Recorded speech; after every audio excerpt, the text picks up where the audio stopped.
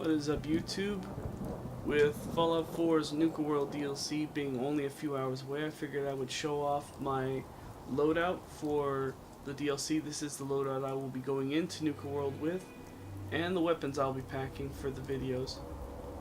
To start off, I got the Marine armor. I decided to go with the Inquisitor. I think this is Inquisitor or Zealot paint job. I think it looks cool. This armor is highly recommended because it's extremely strong. It has a strong resistance against ballistic energy and radiation damage. Good against basically everything. The only downside is it's extremely heavy, so if you're going to wear it when you're going through survival, you might have to drop a few things. I'm also wearing army fatigues, which have ballistic weave attached to it. Highly recommend ballistic weave if you can get it. And to start with, I'll also be using my superpower armor. This is what I call the Mandalorian build. Pretty much it's various pieces of Exo plus a couple of the Tesla pieces. And of course it has the handy dandy jetpack, which is good for everything. So we'll just get into this. There we go. The first weapon I will be showing off is the Crippling Lorenzo's artifact. Now of course, this gun is a custom build. I mean custom built in many ways. First off, you have to find Lorenzo's artifact, which is not hard to do. It's a unique gun. You can do it by doing a quest given to you by the Cabot House. And then you have to find a crippling legendary gun. But if you can find it, check out what you get. And that didn't even get. Pretty much this gun does cripple damage. Now what's great about it doing cripple damage is if you combine it with Lorenzo's artifact, it'll do 50% damage to limbs.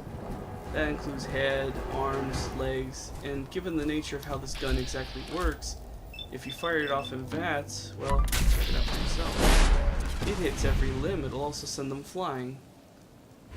I didn't expect that to happen. That's pretty cool. But this gun will just decimate almost anything. Ghouls, yeah, as long as you don't have any radiation damage from this thing, it'll kill them. Now for a real test, we're going to throw it up against just a handful of little raiders here,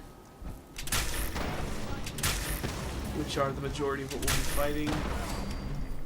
And it took a few hits just to hit him, but yeah, one hit, he's paced. Gone. So the second one I'll be using will be the Kiloton rifle.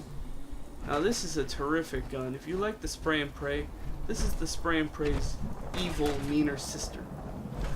This gun does radiation damage, and it does explosive damage, and it does more damage, and since it only fires 40 rounds instead of 100, you save more ammo. And it just looks cool when you use it. 4 rounds, that dude's paced. He's gone. Oh. Raider Survivalist. Yeah. 3 rounds with that one. Boom. Then again, I am using VATS. And lastly, we will be packing, well, not lastly, but mostly, the Kneecapper.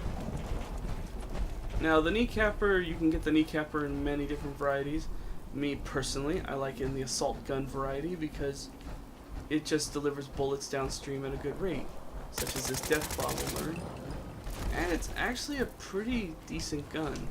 Now going back to the crippling Lorenzo's artifact, you actually have to find a crippling gamma gun, which is, I don't know how to do it, but I found it by luck.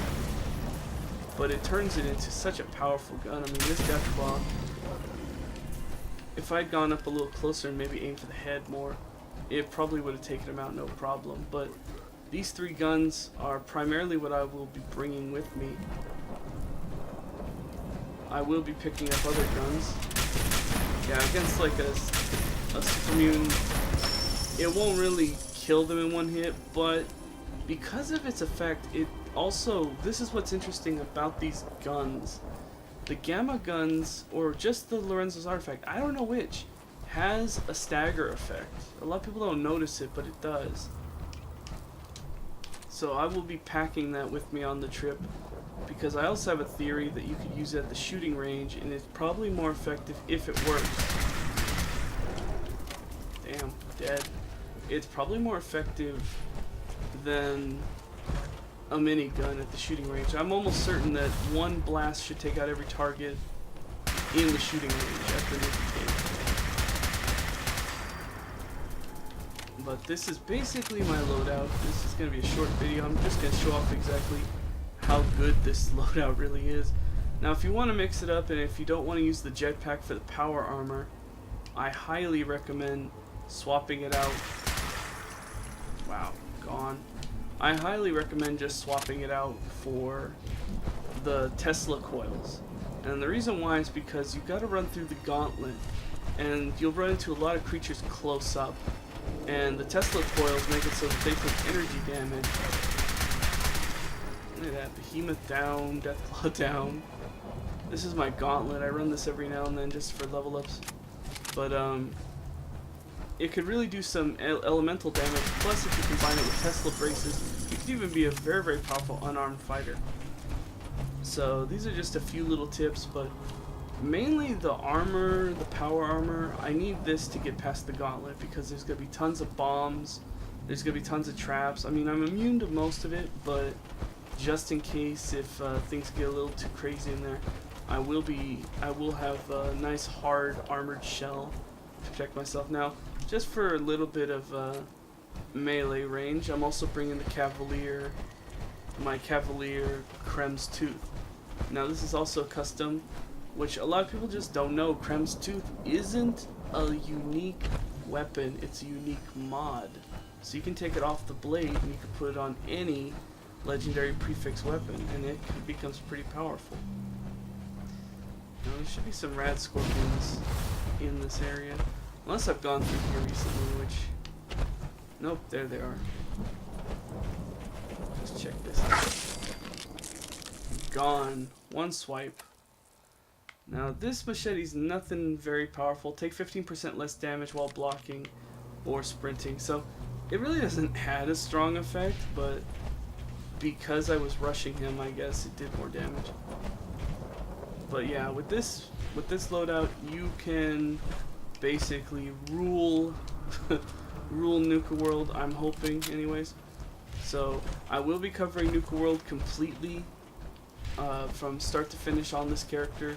I will also be going back on survival, and I will be playing through it on my survival walkthrough. So I do plan to cover as much of it as I can though.